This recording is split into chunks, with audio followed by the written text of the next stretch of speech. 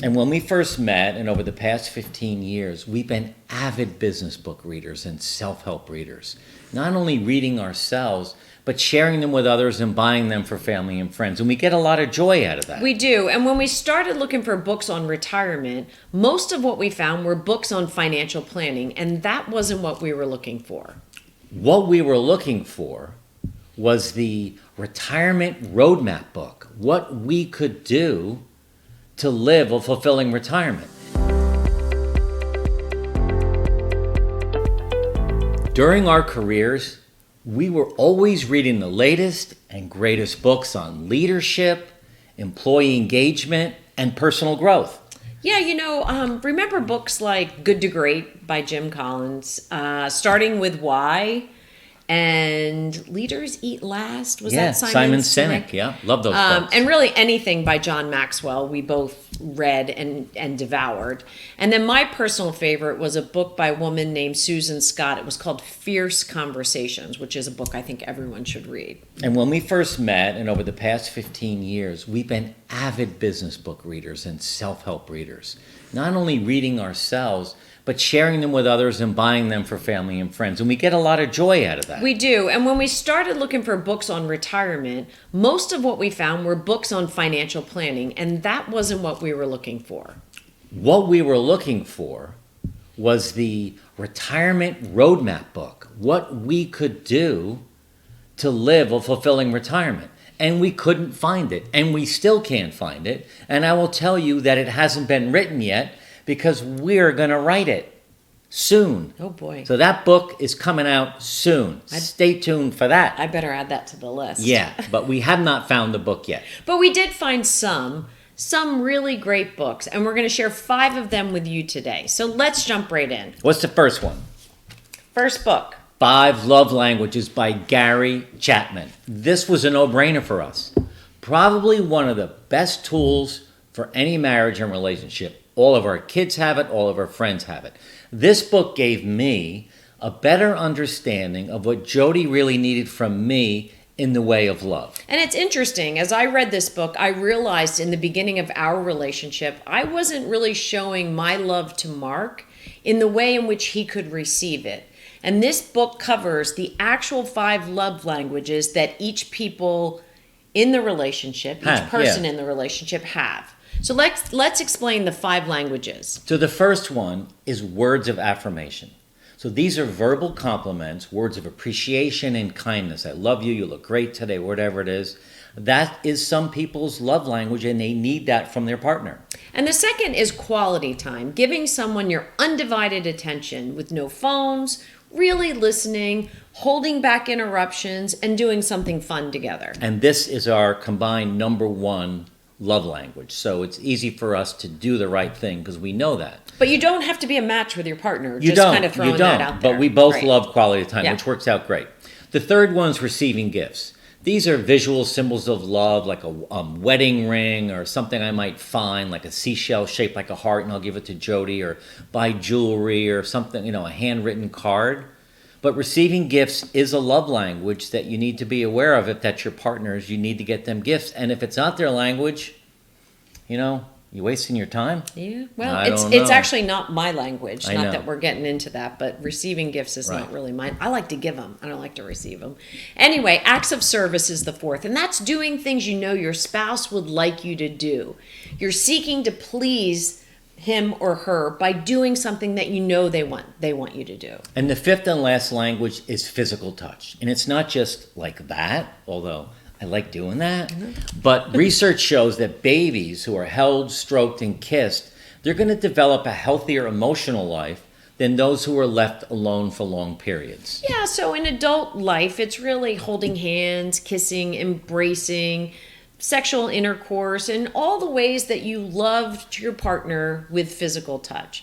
Pick up this book, read it together. There's an online assessment, and see how you can change and how you and your partner can really find your love languages together. Great book. Read that first. What's the next one?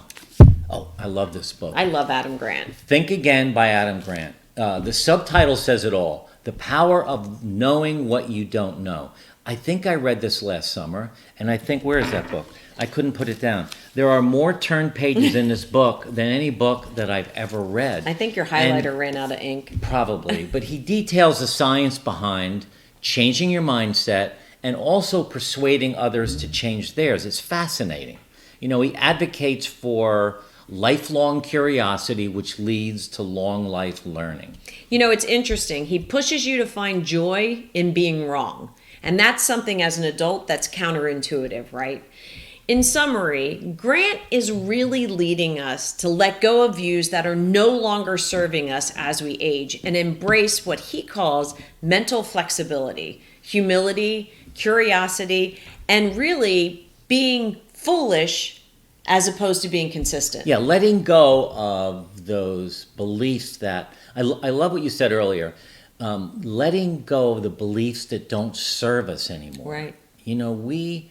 That's a big thing for retirement. It is a big thing. Right. You're stuck in your old ways and you're not going to change, but letting go of those beliefs that don't serve you anymore is really, really important. It's a great book. I had an opportunity to be introduced to Adam Grant when I went to Penn for Applied Positive Psychology. Right. And he has great blogs, great podcasts, and I'm a big fan. All right. This next book is probably my favorite. It is your favorite. It's not your favorite. Not my favorite. It's my favorite. Your favorite. But The Second Mountain by David Brooks. What is the Quest for a Moral Life? So in my opinion, this is a go-to book for anyone who's in a bad place in their career. You could be 30 or 40 years old, not sure really what you want to do going forward, or someone who's entering retirement and looking to find that one last thing to do in this third phase of life. This really helped me launch what we're doing now together with Retirement Transformed. And while you loved it, I liked it. It's a book that challenges that age-old question of what's the secret to living a joyful, meaningful, and fulfilling life. And I liked that part of the book. I found his writing style to be a little challenging for me. It is, and he talks about his writing style. But the book talks about the two mountains.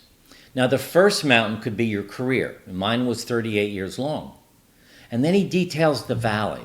Now, the valley can be any number of things. You get laid off, you lose interest in your job, which is what happened to me, or you suffer an illness or a loss of a loved one. It puts you down in a valley. And really, the key is to find that second mountain so that you're not in the valley for the rest of your life. So we think this is a good book, a good place to start. Mark loved it. I liked it. Yeah. The next book actually ties in with this one a little bit. That's right. This is called The Way of Transition by William Bridges. And we read this last year, and I think we did a book club on it. I think we've done, I'm not sure if we did a YouTube We've given it to a lot of people. It's actually a very good book. But this is great for anyone entering any life transition. And we've all been through hundreds of life transitions. Some of them, they'll give us a lot of support, moving from one grade to another in school or getting married or having kids. But this idea of entering retirement, there's not a lot of support.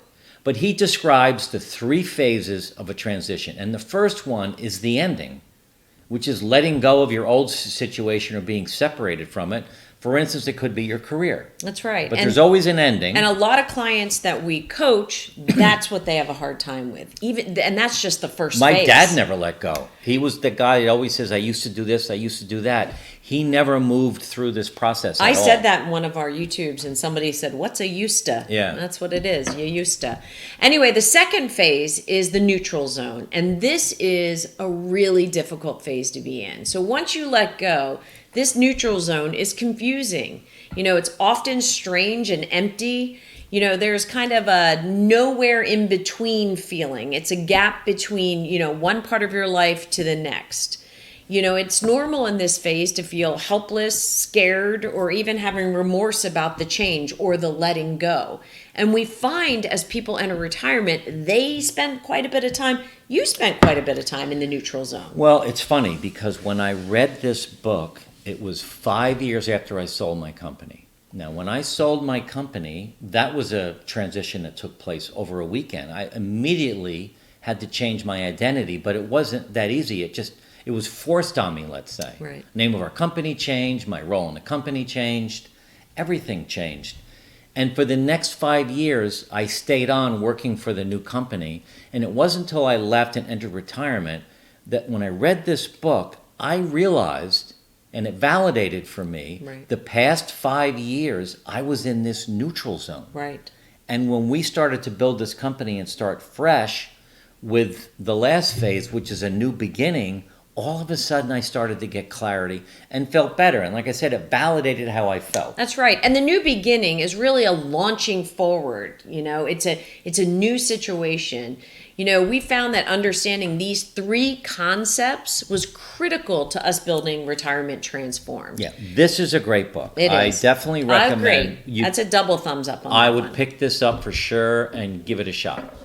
And the last book that we wanted to recommend today is Wisdom at Work, The Making of a Modern Elder by Chip Conley. Now, this also inspired us to start this company, didn't it? It did. Really, when we read it, it really gave us a little bit of a kickstart. We had an opportunity to do a Zoom call with Chip, and at the age of 52, after selling his hotel company that he had founded and ran as a CEO for 24 years, he was looking at an open horizon in midlife. And there's this fabulous story in there that he banged around for a couple of years, and then a private equity guy said, hey, I want you to meet these 2 25-year-old techies in San Francisco. They're starting an online business where people can rent the rooms in their house or their houses to anyone else around the world. And Chip said, there's no way something like this is going to work. It's just not the way the hotel business is set up to be. But he finally met, and after a few meetings, he agreed to help these 2 young 25-year-old startups build Airbnb. And it's a fabulous story of him being a modern elder, 54 years old, Right. with this pair of 25s, interacting with each other. It's fascinating. And really, the book chronicles his journey, which is fascinating. He ignites different conversations about ageism in the workplace, and we really recommend you read this book. It's a really fun book to read. Now, these 5 books are certainly going to help you on this journey and through this 3rd phase of life. Watch more of our videos. They're in the links below, and hopefully you've enjoyed this. And if you have enjoyed this, please share it with your friends. And also, please subscribe by clicking the subscribe button below. And finally, join our free Facebook group. The link is in the notes below. Thanks for listening, and we look forward to being with you again.